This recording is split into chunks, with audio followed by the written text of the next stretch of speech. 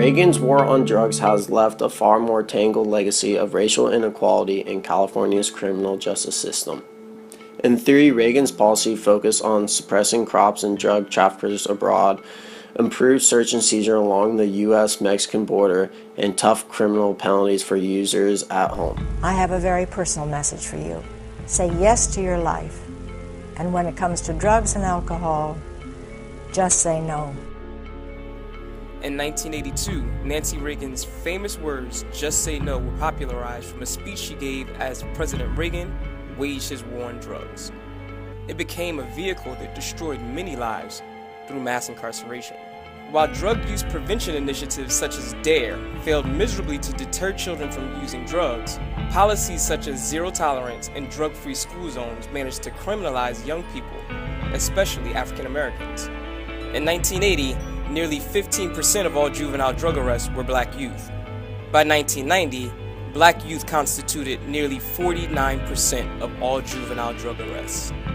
Just 8 years after Nancy Reagan's now infamous speech. Over that same time period, the black population in the United States grew from 11.7% to just over 12%. That's an increase of only 3.4% over the decade. The number of black youth that were arrested in that same period grew by over 236.5%. From 1986 to 1996, white juveniles sent to prison for drug offenses doubled. However, young blacks incarcerated for drug offenses grew sixfold. In California, law enforcement officers concentrated their resources in poor urban neighborhoods. Their assumptions centered on crack cocaine as an inner-city scourge. But according to Stafford Library on Drug Policy, affluent whites trafficked far greater quantities of cocaine than the urban poor. Nothing less, this bias in the criminal justice system resulted in increased racial profiling, the practice of singling out suspects solely on base of skin color or accent of African Americans. Dr. King's philosophy of nonviolence, described in his first book, Stride Toward Freedom. Principle 1. Nonviolence is a way of life for courageous people. It is active, nonviolent, resistant to evil. It is aggressive, spiritual, mentally, and emotionally. Principle 2. Nonviolence seeks to win friendship and understanding. The end result of nonviolence is redemption and reconciliation. The purpose of nonviolence is creation of beloved community. Principle 3. Nonviolence seeks to defeat injustice, not people. Nonviolence reconciles that evildoers are also victims and not evil people. The nonviolent resistor seeks to defeat evil, not people. Principle 4. Nonviolent holds that suffering can educate and transform. Nonviolent accepts suffering without realization. Unearned suffering is redemptive and tremendous educational and transforming possibilities. Principle 5. Nonviolent chooses love instead of hate. Nonviolence resists violence of the spirit as well as the body. Nonviolent love is spontaneous, unmotivated, unselfish, and creative. Principle 6. Nonviolent believes that the universe is on the side of justice. The nonviolent resistor has deep faith that justice will eventually win. Nonviolent believes that God is a God of justice. These are Martin Luther King Jr.'s principles about why he decided to protest with nonviolence. So I'm happy tonight. I'm not worried about anything. I'm not fearing any man. Mine eyes have seen the glory of the coming of the Lord.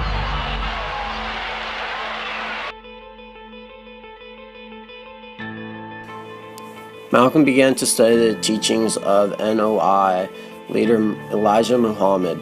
Muhammad taught that white society actively worked to keep African Americans from empowering themselves and achieving political, economic, and social success. Among other goals, the NOI fought for a state of their own, separate from one inhabited by white people. By the time he was paroled in 1952, Malcolm was a devoted follower with the new username X. He considered Little a slave name and chose the X to signify his lost tribal name. Malcolm utilized newspaper columns as well as radio and television to communicate the NOI's message across the United States. His charisma, drive, and conviction attracted an astonishing number of new members. And what you and I have to let the man know is we are peaceful people. We are loving people. We love everybody who loves us. But we don't love anybody who doesn't love us.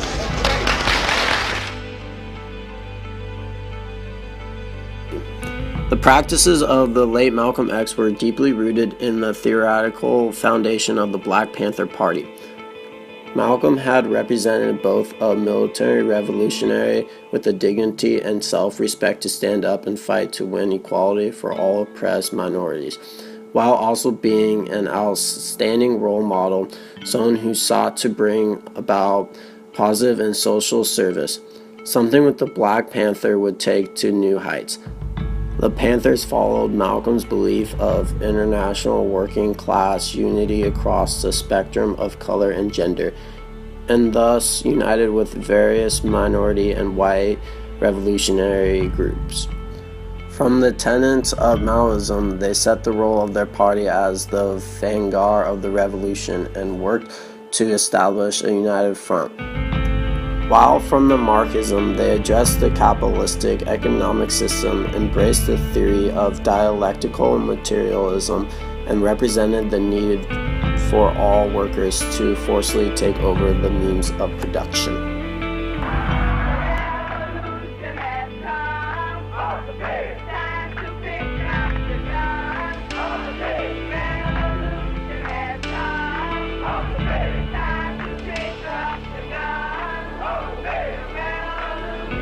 Dear white people, we say the crime rate among minorities is disproportionately high, unfortunately. Like, there must be something wrong with them. I mean, look at the prisons. Packed with blacks who load gas and sell packs and filled with gang leaders and women beaters, but I find it ironic. Why? What's a greater crime? Narcotics or genocide? I mean, what's worse? Selling drugs to put food on the table, or taking every man who's able from their homeland and using them for slave labor. Now, I'm not saying selling drugs should be a legal vocation. I'm just asking, who are the real criminals in our nation? It's no mystery. Look at a history book.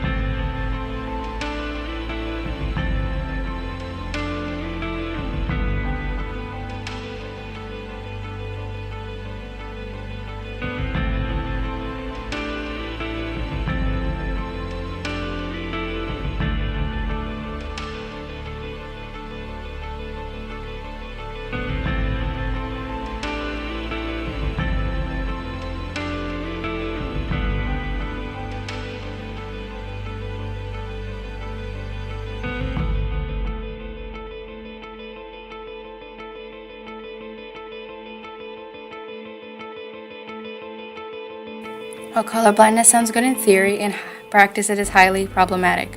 We do see the race of other people, and that race has meaning for us. Everyone receives racist messages that circulate in society. They are all around us.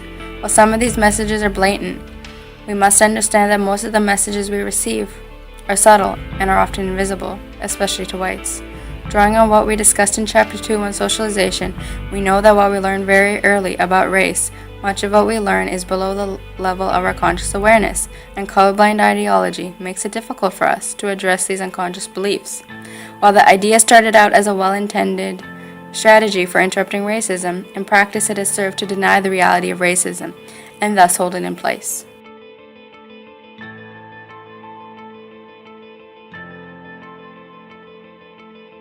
This graph shows the responses we got to the question, how can this be changed, in terms of solutions and/or reform to build up the communities that are targeted by our criminal justice system and greatly affected by poor economic conditions. On the horizontal axis are the different responses we got from our surveys, and on the vertical axis is the number of people who suggested each solution. As you can see, education was deemed the best way to help these communities. something we as liberal studies pre-teaching students were happy to see and made us all the more aware of the responsibilities teachers have. The next top 3 reforms were social support programs, which included after-school programs, greater access to low-income housing, financial assistance, and food programs, career and job opportunities, and breaking down stereotypes.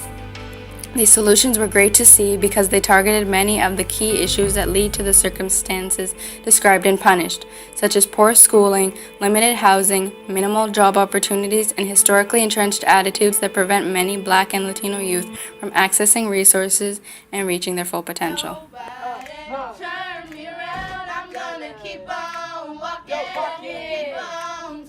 We're gonna let our little light shine light. We are YGB. Hear the words of Martin Luther King. We gotta let freedom ring. Come on, let freedom ring. We gotta let freedom ring. We are a dream realized on a mountaintop. A dream in the sky called hip hop. An image in our eyes that we aim to change. The position of our people to be rearranged. By more YGB all over the world. Proud Black boys, strong Black girls.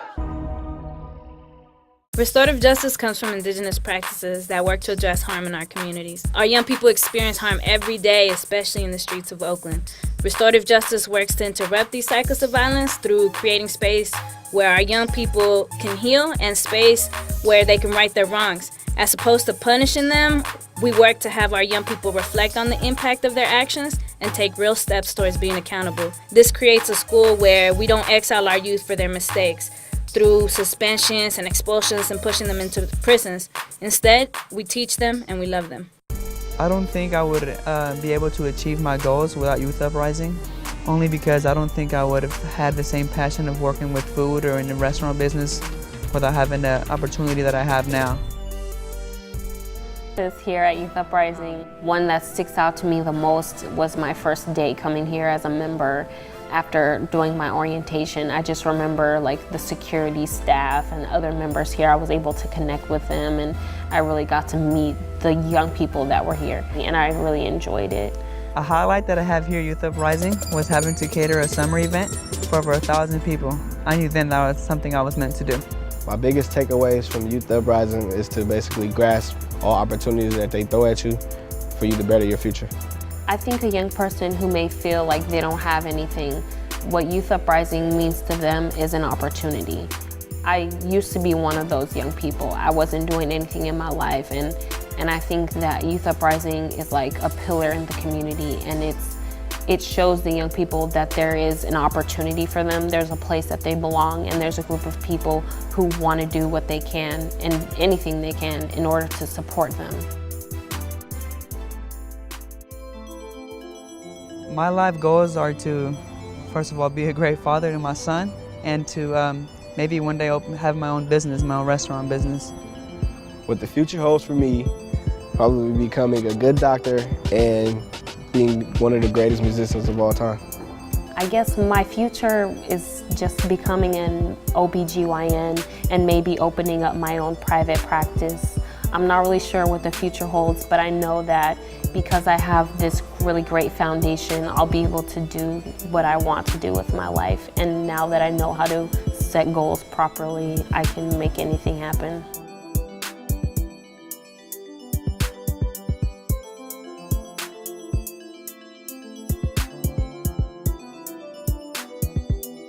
The great writer Khalil Gibran says, "Out of suffering have emerged the greatest souls. The massive characters are seared with scars."